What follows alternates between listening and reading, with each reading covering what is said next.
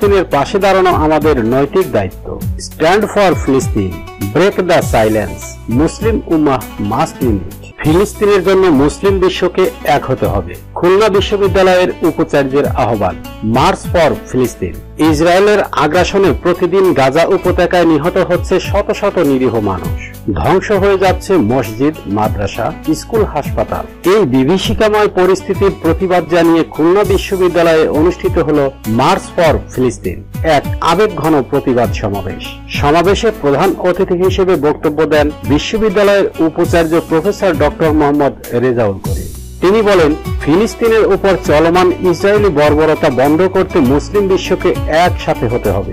আমাদের এখনই জেগে উঠতে হবে, না হলে ইতিহাস আমাদের ক্ষমা করবে না। এই প্রতিবাদে বিশ্ববিদ্যালয়ের ট্রেজার, বিভিন্ন ডিসিপ্লিন প্রধান, শিক্ষার্থীরা এবং কর্মচারীরাও অংশগ্রহণ করেন।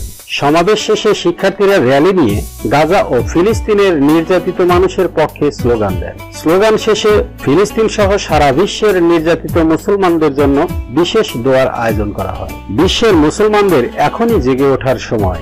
নির্যাতিত ফিলিস্তিনের পাশে দাঁড়ানো আমাদের নৈতিক দায়িত্ব।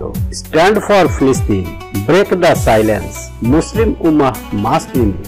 ভিডিওটি শেয়ার করুন, কমেন্টে আপনার মতামত জানান আর এমন প্রতিবাদের খবর পেতে চ্যানেলটি সাবস্ক্রাইব করুন।